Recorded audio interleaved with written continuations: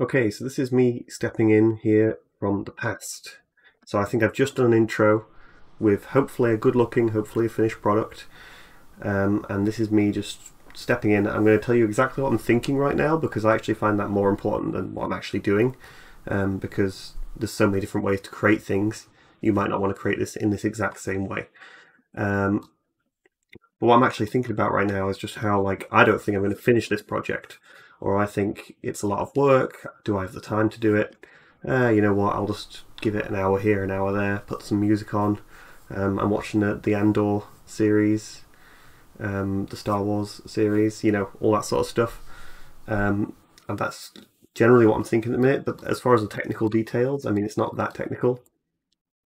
I'm using, if we just isolate this single piece, I'm using some standard modeling workflow just to outline. And we can see that the polygons here line up with the outline as well as that inner shape there, because the idea will be that I'm going to pull it into 3D after extruding it a little bit. And I've really just gone for the main shapes here. All this extra stuff that's on the surface of it, I'll add that afterwards. And so what we've got here, also to make it a little bit easier, I went into Preferences, Themes, 3D Viewport, and then right down at the bottom, you've got vertex size. Increase that to 6 pixels rather than 3. And that's really helped while just outlining this. Makes it just a lot easier to see those. Maybe I'm getting old. I never used to have to do that, but it does just make a lot of sense. And then also I'm using, well, I mean, you can just press Shift and click on these up here on your different modes, so you can apply 2 at once. And the reason that that's important, or you can just, let's say I'm on one mode, because you press 1, 2, 3 to change modes, but you can also press Shift 1, 2, and 3 to turn them off. So Shift +1 and Shift +2, and you can see both of those modes are now on in the top left. And generally I've got vertex snapping just to line some things up, but I actually didn't mind this concept being asymmetrical, so I couldn't actually get a direct mirror line. I have duplicated things and then moved them in line with the concept to make it quicker, but in general, like, it's not symmetrical. There's some areas where maybe I've kept it symmetrical. I'm not sure if I did. Oh yeah, I did asymmetrical on that, and you know, the weird ways that things are going to be overlapping and so on. So yeah, pretty standard. If I just copy a bit of this to show you how this goes. So with the edge mode, I can select those really easily by just clicking in the middle. I will have duplicated a part of the mesh from maybe this handle or whatever I made first.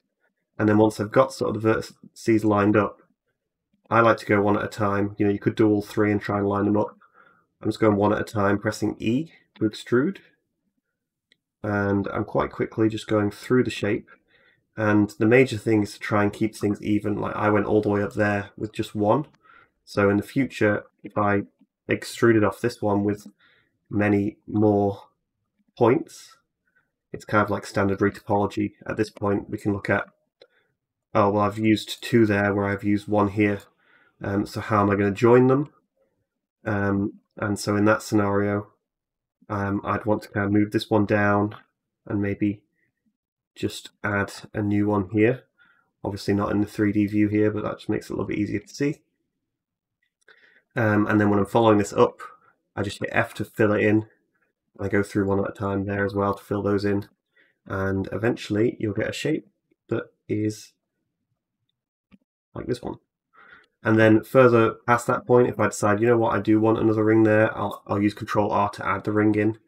And then I'll just move that to where I think lines up a little bit better. I still got, there we go. Don't particularly want to move those middle ones, but they are being covered.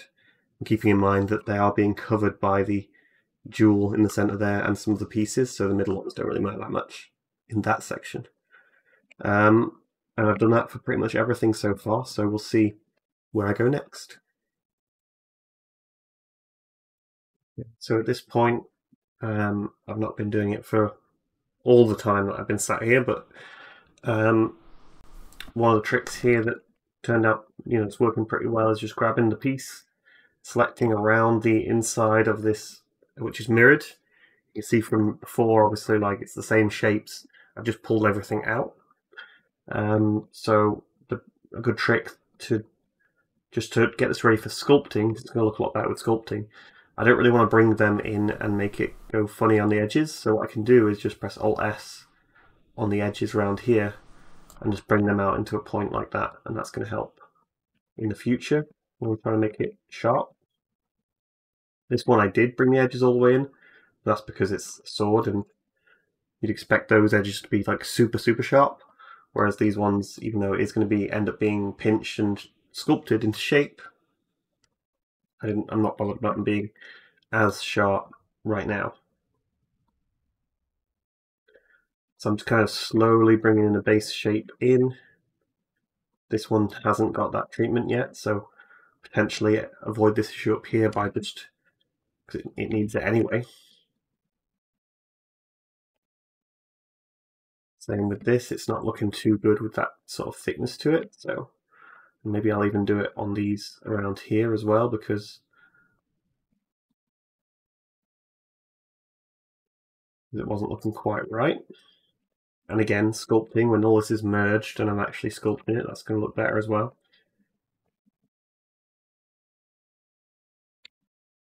Bring it out like that. So it's very basic shapes at the minute. Again, I think it's pretty much just the base for sculpt. I've liked it's asymmetrical, the concept, and I didn't mind that so much. I don't know if I mentioned it earlier. So I've made this asymmetrical. I would just copy one side if I was doing something, a picture or something from an industrial or real asset. Obviously, you know it's going to be symmetrical, but this whole design is asymmetrical, so I wasn't too fussed about the concept. Still looks symmetrical enough, so I wasn't too fussed. And now that I've extruded those out, I'm going to carry on another time. But yep, the only other thing I set up was pretty much the render view here. Ready to move on and use this as a progress render as I'm going along. So once I start sculpting it, it's going to look different and so on. So there was some setup there just to get some basic lighting in. It's not going to look amazing yet, but there we go. That's it so far. Okay, so there's plenty of fun stuff gone on with this. Very, very slowly, but I've placed all the block out pieces for the add-ons, like the little barnacle things and all the, I still haven't added some of these details, but mostly sculpt around, not sculpt the top, because it's all pretty samey down here. And I'll maybe put more detail in that little octopus sculpt. The ropes actually could be a bit thicker up there, and maybe get thicker as they go up. Things that I'm going to change, and then and that rope just ends there at the minute, so I need to change that because there's no information about kind of where it's going to go. Potentially somehow it goes up to that one, but I don't think so. And then, the main bit I wanted to look at here was how I've been sculpting that top bit of whatever up there, seaweed and so on. I don't think, because that was my first one, I might come back to that one and just like improve it. But as far as like trying to get the right technique for how it's going to look, I think it's getting closer. It just needs some fixing up. I'll come back to it because I've already spent long enough on that one. I'll better off starting again on this one and see what I'm doing. But it's a pretty simple idea. The snake hook will pull it out like that, but it'll get messed up. So I need to turn on dynamic topology. I'm using brush detail. And then now those strands don't lose detail of the polygons, so I can start to try and shape this in a way that, with a little bit more care off camera, try and shape these around it. It's quite difficult to not try and move inwards, so it's kind of a battle between just pulling it down, but sometimes just pulling it straight down can also just be beneficial. So once I'd done that, I just pretty much took I remeshed it again, ran it through multi-res, and what I'm going to do here, I mean, it still looks a bit off, so I can do things like mesh filters and just start to surface smooth that to try and make it look a little bit better. And generally I just want like a dip in the middle of each of these leaves of the seaweed. I'm not the best at sculpting this sort of stuff, so it's not 100% matching over there. And I think the texture is going to save it quite a lot as well from where I'm at right now. Potentially, you can see in the reference, there's like different sections to some of these, and I should have maybe built it like that. Maybe I'd have to build this slightly differently. I can also obviously also do what we did before and just separate some of this off so now that I've sculpted this, I could potentially mark individual leaves and just sort of separate them off to make them look separate, because they physically would be then and pull them around again. So that's pretty much what I did there. I'm going to carry on with that. Okay, so now the seaweed blob things are done. Potentially, actually, I was thinking I can bake those down onto a plane, and that might actually look better, and then I can actually just duplicate that plane and make it spread out more in a different way rather than be 3D. We'll see how that goes. So I can potentially convert it back to 2D, and it might look nicer or like more accurate to what it should be. And then right now I'm just doing the little octopus suckers things. So what we got is the level brush, change the height. I could do this with an alpha, but this one's going to be a little bit nicer, being more hand drawn. So I'm going to do one out and then just do it back in again with either zoomed in, and that's how I'm doing that. And then I'll follow it again afterwards, potentially with either of these brushes that allow me to, maybe this one.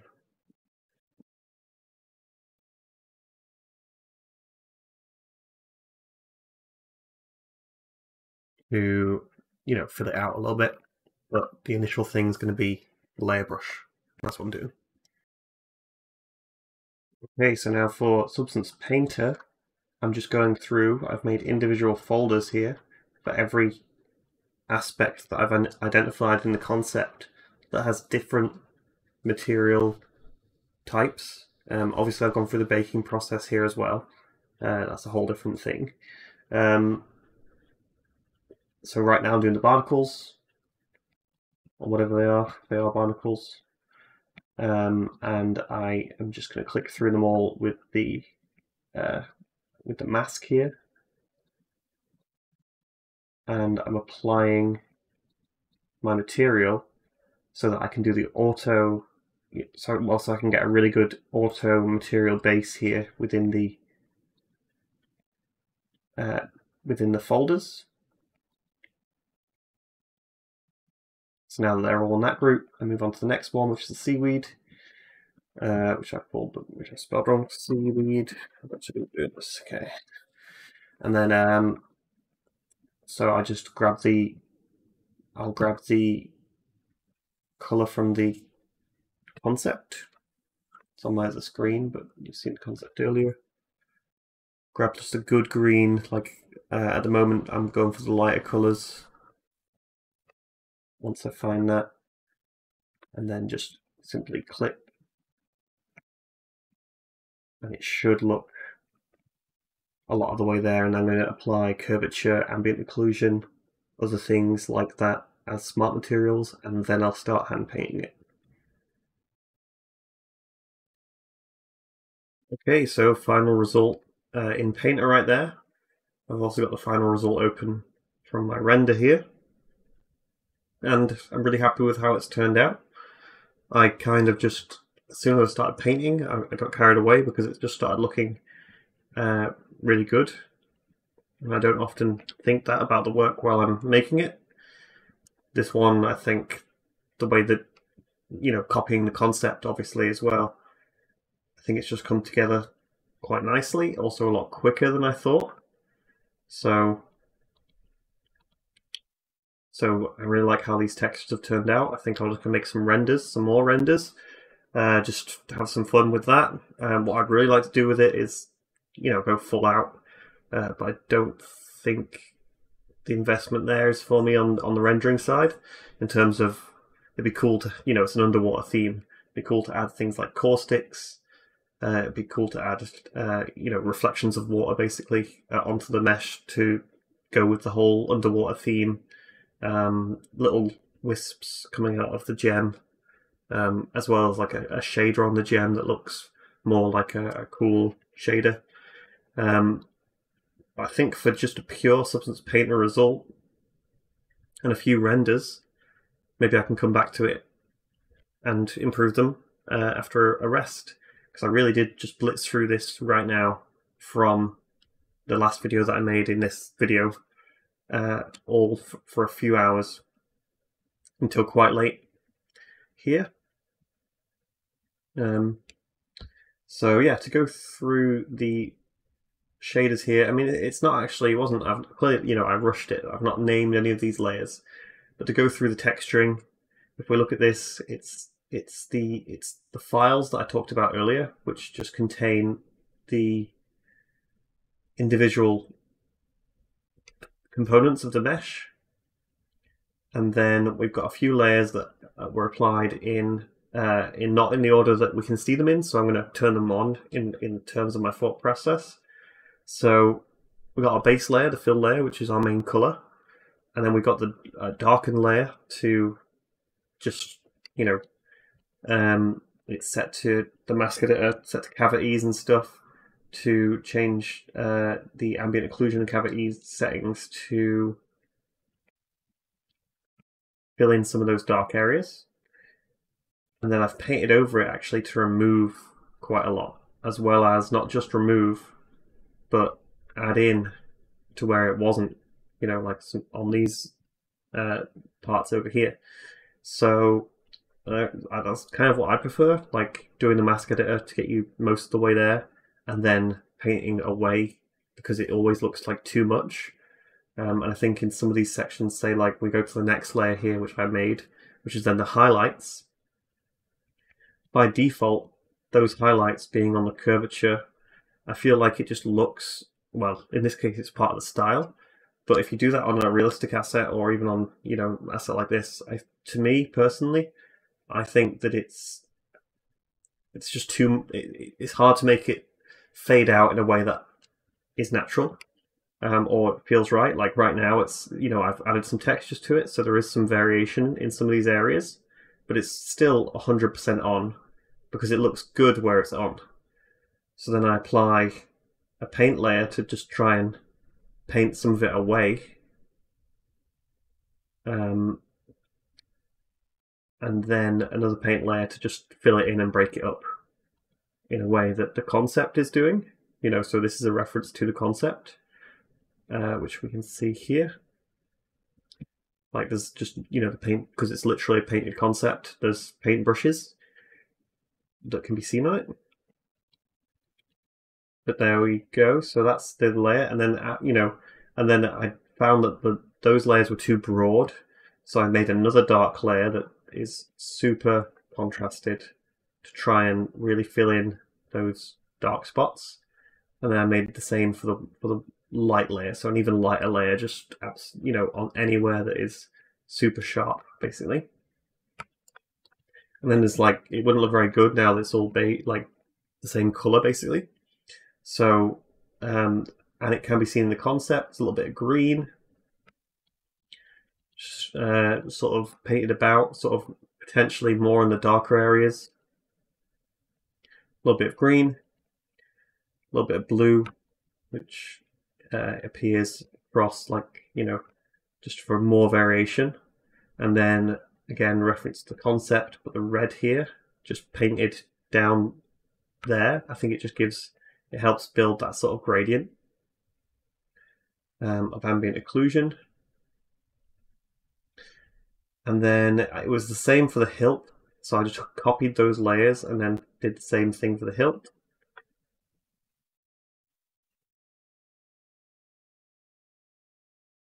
And then we have the gem, which I split into two parts, so two folders I mean. One pretty much contains the main emissive effect, and then the other one has all the like actual solid gem detail.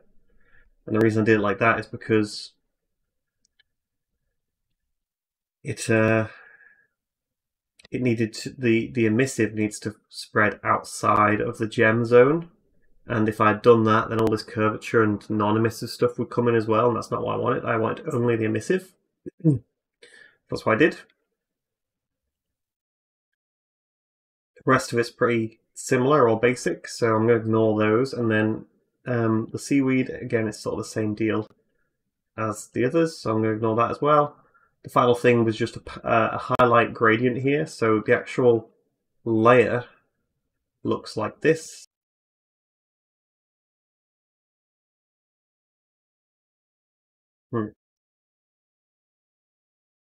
I'll show you without the thing, but I've turned it to a hard light because the actual base color in there is just a solid grey, and I'm overlaying it with gradients. So when we view this mask,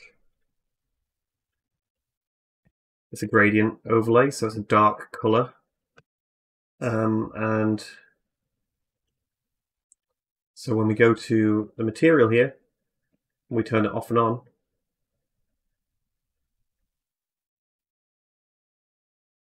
See how it's adding that gradient? I mean, yeah, like so a slight bit of red could add some stylized colors to it as well in a gradient. That might even look better than what I had originally. I kept it as black and white. I'm not going to change it again right now because it just broke on me. But like, that's what I've done there. So thanks for watching. I've put more renders on my ArtStation in the description below, and I'll see you in the next one.